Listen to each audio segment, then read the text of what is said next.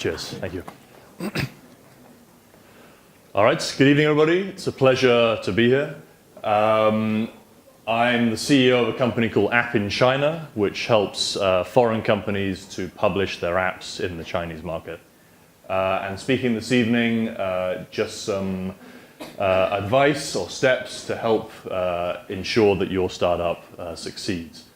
So the first step is to choose an idea with big potential, but also a niche. So it's something I've been guilty of in the past, like choosing an idea which seems interesting, seems exciting, but the potential of it and the scalability is fairly low. So yeah, it's important to choose an idea which can grow to something very big. That'll help you to find co-founders, to raise investment, to hire people, and it'll also keep you motivated if you have a very kind of big and exciting goal.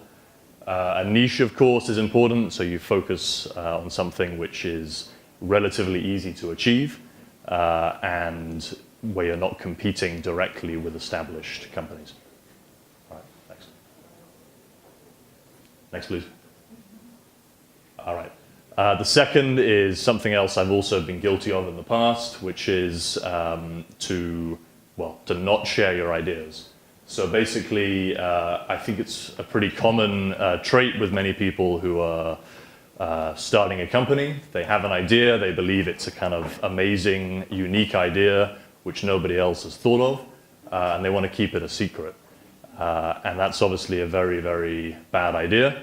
It's almost certain that whatever idea you have, people have already done it, they've already thought about it, and already tried it.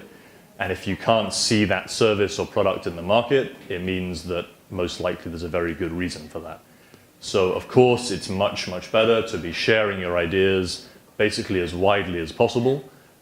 Get feedback, particularly from people who understand that industry, understand why your initial idea is terrible, and then of course, iterate and improve it, and understand what people really need. All right, next. Next. The third is to test your ideas. So this is pretty kind of obvious or common for startups, but really get out there before you open a company, which is kind of a hassle and expensive in China, before you rent an office, before you quit your job, before you hire people.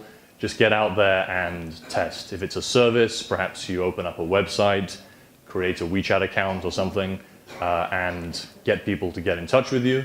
Perhaps you look up companies that are your potential clients and you go and meet them, you ask them if they would pay for this service. And preferably you actually get people paying.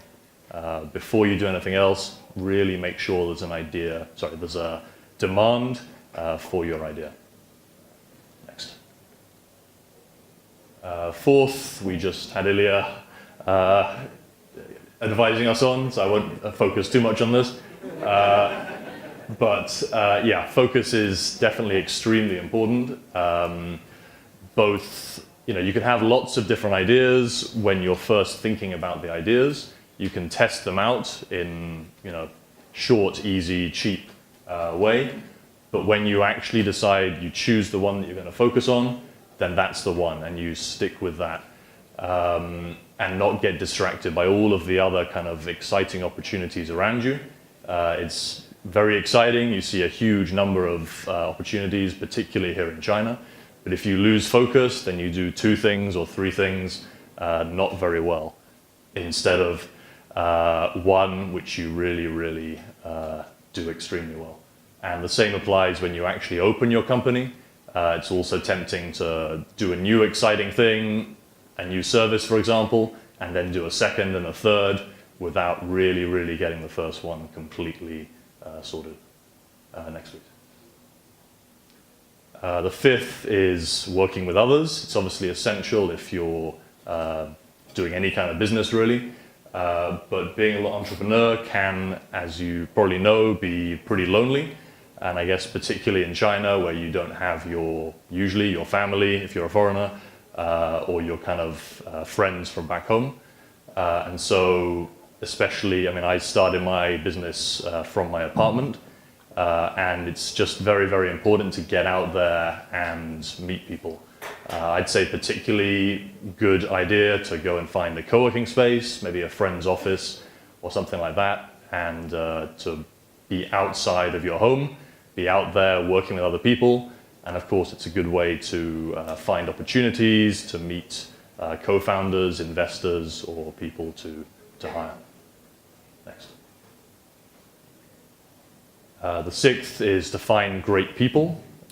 So absolutely essential beyond yourself is to create a team and a culture which together you drive this business forward. And it's pretty difficult, I think, to find really fantastic people, preferably people who are better than yourself. So that again is a case of going out there, meeting as many people as you can, and I guess when you're hiring, then to really post the job as widely as possible, to then get as many options as you can and choose someone that you're really, really happy with, or you really, really need that person to join your team. Next, please. Seventh is bias for action, which is also one of Amazon's key principles, which is basically most actions you take can be undone. There are very few which are kind of permanent, fatal decisions. And so the worst mistake you can really do is to be indecisive, to kind of consider things too long, procrastinate, not make a decision, and then the decision is made for you, something happens. Or nothing really happens, you achieve very little, or your progress is very slow. So really just trying to take actions, test things out, and then deal with the results and solve the problems that arise.